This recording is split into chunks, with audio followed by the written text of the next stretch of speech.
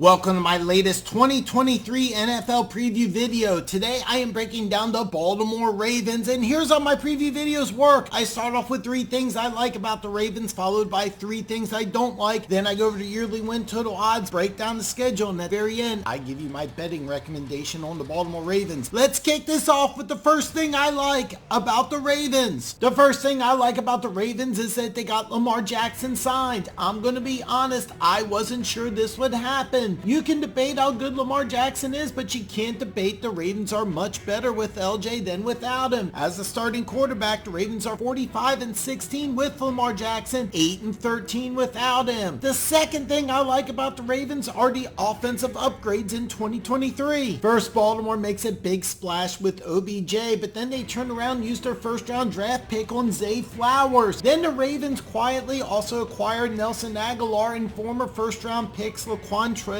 and Melvin Gordon. J.K. Dobbins is also in camp, another holdout the Ravens worked out before the season started, and you still have Rashawn Bateman, who when he plays is absolutely awesome. He just hasn't been able to stay healthy. The third thing I like about the Ravens is their inside linebacker duo. Smith and Queen will probably be the best inside linebacker duo for all of football in 2023. Both are peaking, and Smith got his big contract. Now Patrick Queen is seeking his, being that he's in the last year of his rookie deal. Just in case one of these two goes down, the Ravens did draft one of my major draft crushes in Trenton Simpson. My guess is Simpson starts opposite Smith in 2024. Queen this year will play lights out, trying to get $100 million, just like Roquan Smith did this offseason. Now to recap the 3 things I like about the Ravens: they signed Lamar Jackson, they gave him a weapons upgrade, and the inside linebacker duo. Now before I go over the 3 things I don't like, make sure you smash that like button. And if this is your first time here, hit the subscribe button. It really helps me out big time when you actually subscribe. Now, 3 things about the Ravens I don't like. The first thing I don't like is I have questions about the Ravens offensive line. Ben Powers left in free agency for over $50 million, and he's being replaced by a rookie 6th round pick. His name's pronounced Malaisa Uamuvi Lalulu. I'm sure I'm butchering that. I apologize. He starts next to Ronnie Stanley, an awesome left tackle, but he's missed 31 games over the last 3 years. That's almost double the amount of games that he's played. Morgan Moses played well on the right side, but there is a reason he was on 3 teams in 3 years. He will get the nod to start on the right side again this year. For the first time I can remember, I have legitimate concerns about the Ravens offensive line, and considering you play TJ Watt and Myles Garrett twice a year, that can be scary. The second thing I don't like is on the flip side, it's the defensive line. You lose Calais Campbell, Justin Houston, and Jason Pierre-Paul. I'm fully aware Houston and JPP are outside linebackers, but both stuffed the run, and Houston led the team in sacks. Campbell was a leader and a surefire future Hall of Famer, and was second on the team in sacks. These 3 accounted for 18 sacks, but were world-class run stuffers on a Ravens defense that allowed the 3rd fewest rushing yards last season. They brought in Jadeveon Clowney, who doesn't like to stuff the run, but can rush the passer.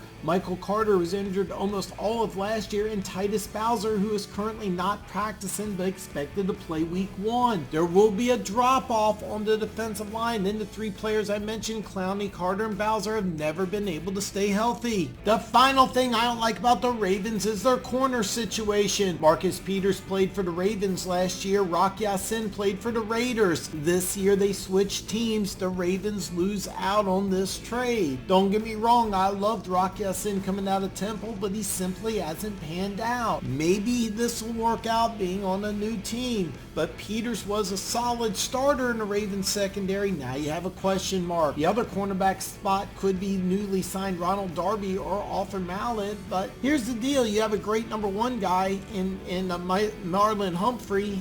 Now you have some question marks after him.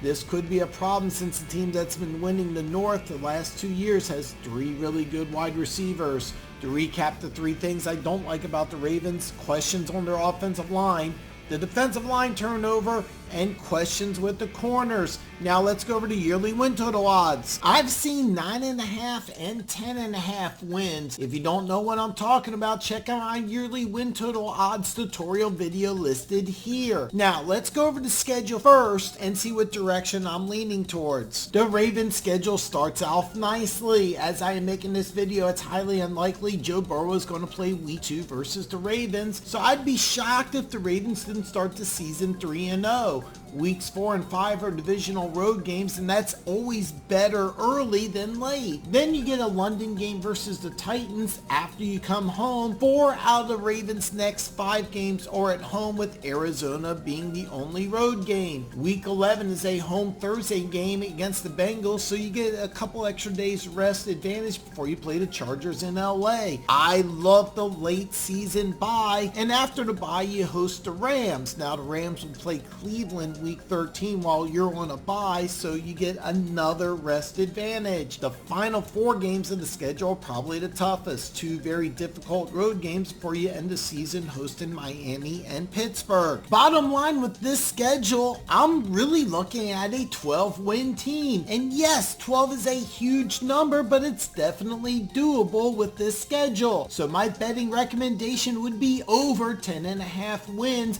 but I have a bonus pick. Take the Ravens to win the AFC North as well. DraftKings has over 10.5 wins at even money and plus 235 to win the AFC North as I'm making this video. Both of these are extremely good bets, and that is my betting recommendation. You can check out all my 2023 previews on my playlist here, and tomorrow is the Minnesota Vikings, so I hope to see you back tomorrow.